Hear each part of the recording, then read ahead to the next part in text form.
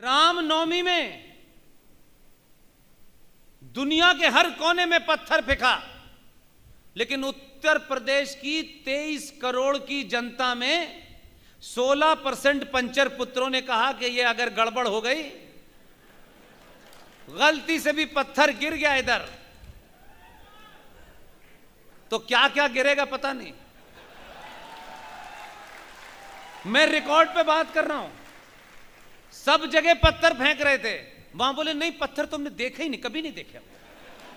ये होते क्या है हमें नहीं पता, इसलिए मैंने कहा ये एक एक दो दो करके अपना समय जाया मत कीजिए।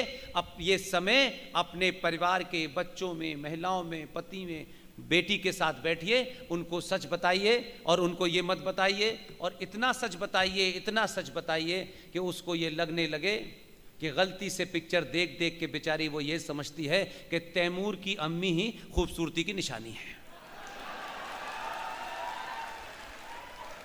खूबसूरती मेकअप से नहीं होती, खूबसूरती की निशानी अगर आधुनिक भारत के बच्चों को देखनी है तो बाहुबली की देवसेना से खूबसूरत कोई नहीं है। अपने आइकॉन बदलिए, अपने आइडियल बदलिए। ये भौतिक जिंदगी में जो जी करके आपको लग रहा है आप सब कुछ प्राप्त कर रहे हैं, आप प्राप्त नहीं कर रहे, सब कुछ समाप्त कर रहे हैं। इसलिए प्लेसेस ऑफ वर्शिप एक्ट एक ऐसा कानून जिसमें हजारों 40,000 मंदिर इस देश की एक सरकार ने एक कानून के तहत आपसे ले लिए।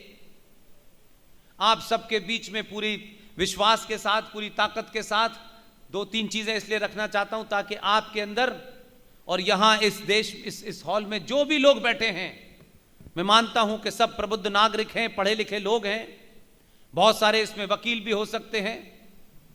हर आदमी अपनी भूमिका तय करे। जैसे मैंने अपनी भूमिका तय की तो देश में, आपके राजकोट में, सूरत में, कर्णावती में, जितने भी शहरों में जाता हूं वहां अपने आप ही एक टीम बन गई है। उन्होंने अपनी भूमिका तय कर ली है। वो अगर टिकट भेजते हैं तभी मैं आ पाता हूं। उन्होंने कहा हम टिकट भेजेंगे, आपको आना है। कोई खाना खिला देता है, कोई कमरे का किराया दे देता है। सबने अपनी भूमिका तय कर ली है। आपके यहां भी तय की है। आप अपनी भूमिका तय करिए कि जो युद्ध में लड़ रहे हैं, इसीलिए स्लोगन को दोबारा से रिपीट करता हूं, जो लिख सकता है वो लिखे, जो बोल सकता है वो बोले, जो चिल्ला सकता है वो चिल्लाए। अगर इन तीनों कामों को करने में असमर्थ हैं तो जो चिल्ला रहा है उसके साथ खड़े हो जाएं।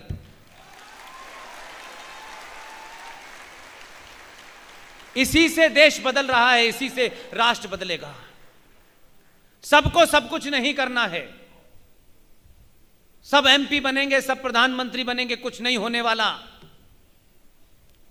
आपके पुरुषार्थ में इतनी ताकत होनी चाहिए, आप में अपने अंदर विश्वास होना चाहिए, आपको अपने पूर्वजों पे गर्व होना चाहिए, अपने भविष्य को लेकर के आपके अंदर कोई संशय नहीं पैदा होना चाहिए। यह तभी होगा जब आपके अंदर से लालच निकल जाएगा। और अपनी सामूहिक शक्ति, जिसका मैं आज राजकोट के इस हॉल में देख रहा हूं, मुझे बताया गया यहां न किसी की कोई जाति है, न ही कोई किसी का इलाका है। यह पहली सभा में संबोधित कर रहा हूं जिसमें हर जाति के लोग बैठे हुए हैं, लेकिन वो यहां सनातन के तौर पे बैठे हैं। और जो लोग जातियों के बारे में कम जानते हैं, जातियों के बारे में भी आपको बड़ा भ्रम पैदा किया गया है। जाति भारत के अंदर कभी मजहबी व्यवस्था नहीं रही। जाति हमारे यहां सामाजिक व्यवस्था थी। जैसे आज ये व्यापारी है, ये फौज में जाएगा, ये पढ़ाई का काम करेगा, ये डॉक्टरी का काम करेगा, तो ये जातियां नहीं थी, ये समाज को चलाने का एक सिस्टम था। और भारत राष्ट्र हजारों हजारों साल से जाति प्रधान कभी नहीं रहा, ये कर्म प्रधान भूमि थी।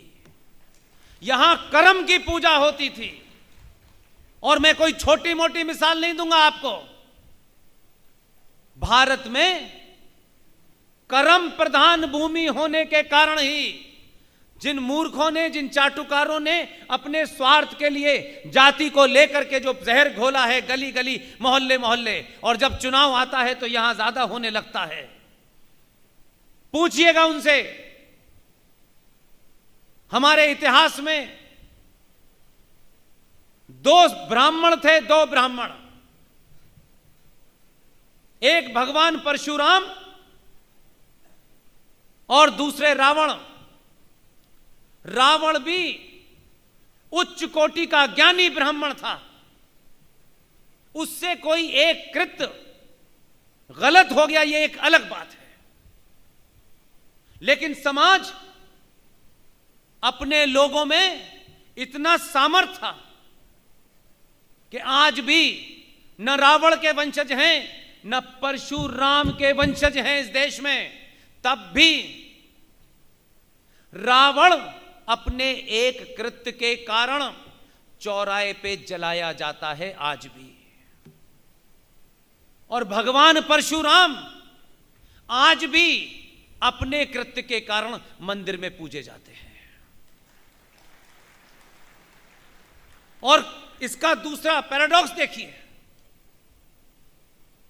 कि जो ब्राह्मणवाद और ठाकुरवाद और बनियावाद ये जो चल रहा है, जिसके कारण उत्तर प्रदेश में आपके अपने बीच के दलालों ने 303 सीटों से कम करके 264 पे पहुंचाया है, वो शक्तियां आपके अंदर बैठी हुई हैं। ध्यान रखिएगा, हमारा समाज क्या था और हमें क्या बताया गया। हमारे समाज में जो त्यागी होता है, जिसने त्याग किया होता है, उसकी पूजा होती है। पैसे वालों की कभी पूजा नहीं हुई। यह बात अलग है कि पैसे वाले लगते हैं कि उनको पूजा जाए, उनकी पूजा कभी नहीं हुई। कभी आपने अंबानी की, बिरला की, टाटा की मूर्तियां नहीं देखी इस देश में। और क्योंकि हम स्वभाव से वही हैं, 700-800 साल के कालखंड के बाद हो सकता है कुछ थोड़ी कमजोरियां हमारे अंदर आ गई हों, कुछ बीमारियां हमारे अंदर आ गई हों। भगवान राम क्षत्रिय थे, ब्राह्मण नहीं थे। ये किसी घटना के कारण जिसका उत्तर प्रदेश में दुरुपयोग कर करके ये माहौल बनाया गया था, ये उनको बताने के लिए कह रहा हूं मैं। भगवान राम क्षत्रिय थे, लेकिन उन्हीं क्षत्रिय भगवान राम ने रावण जो ब्राह्मण था उसके कृत्य के कारण उसका वध किया।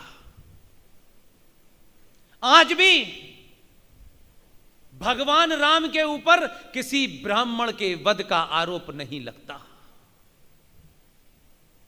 और वही ब्राह्मण मंदिर में बैठ करके भगवान राम की पूजा करता है। कौन से जातिवाद की बात कर रहे हैं आप? कहां से जातिवाद की बात?